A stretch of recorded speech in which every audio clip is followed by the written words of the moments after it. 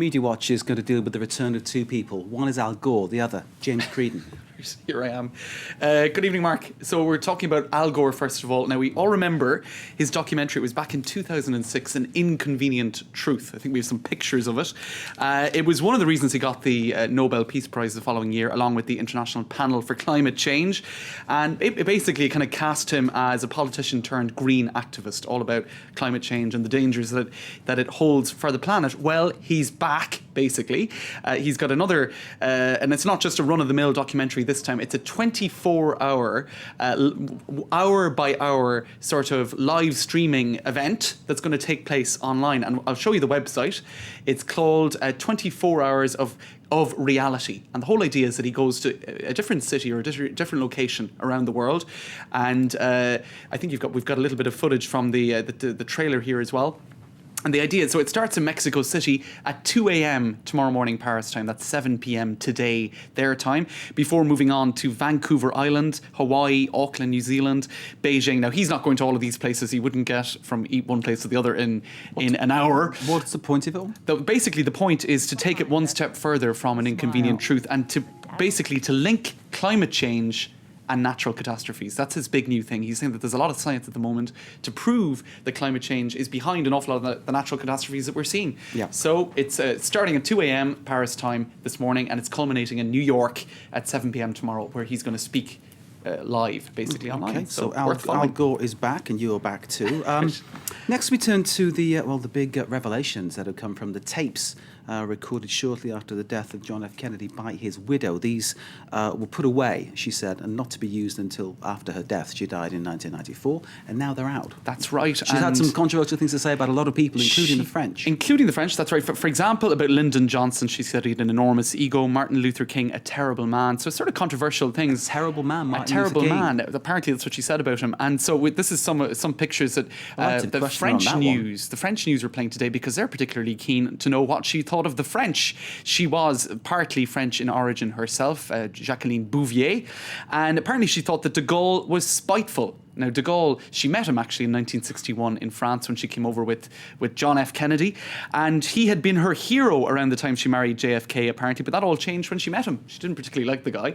And apparently what she thought of the French, this was all on ABC. They got the exclusive on it over in the US. But Le Monde is looking at Jackie Kennedy judged de Gaulle, or thought he was cruel, and that the French were selfish. And what she actually said was, I hate the French. There's not one French person I can think of, apart from maybe two simple people who I liked. They're not very kind. They only think of themselves. Now, what you could say is that might have reflected on her own ancestors. Well, it might have reflected on the fact that she was an outrageous snob, as it seemed that she was. I mean, I'm sorry to be judgmental, but maybe she never met Gérard Depardieu. That was the problem. Right, well, that's it. He's your next one, isn't he would have livened things up a bit. She might have liked him. French actor Gérard Depardieu. What's he been up to? They weren't historical contemporaries. But anyway, last month we know what he was up to. This was on a flight from Paris to Dublin. He never got there on that particular flight. The 16th of July, he basically urinated in his seat because he needed to go to the loo.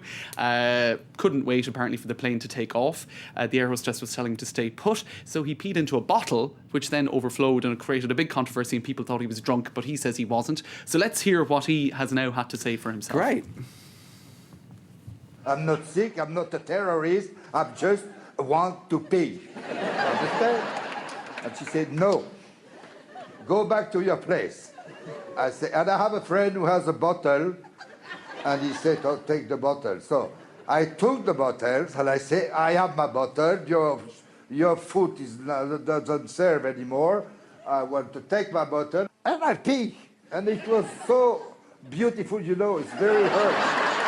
Oh, I was, and I'm not a monster. I'm just a man who wants to pee, and He's in Ireland playing the big fat guy in Asterix, isn't he? That's right. So there you go, peed into a bottle, and so he's made everyone laugh, including Anderson Cooper Which is no mean feat. Right, exactly. And because he's a serious guy. He is, and they actually had this little gag at the end. I'm not sure if we have time to look at it, but with bottles and all this sort of stuff. Do we have time to have a look at how the show finished?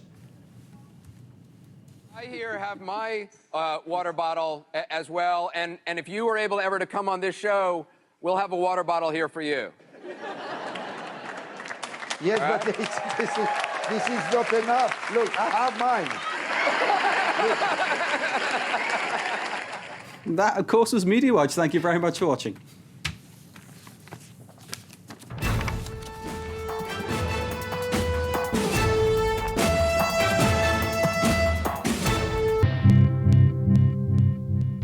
France 24 on your iPad. Keep up to date on international news in real time, whether you're at home or on the move. France 24's worldwide coverage now on your iPad. Reports from the field, debates, interviews, accessible anywhere, anytime, and it's all free.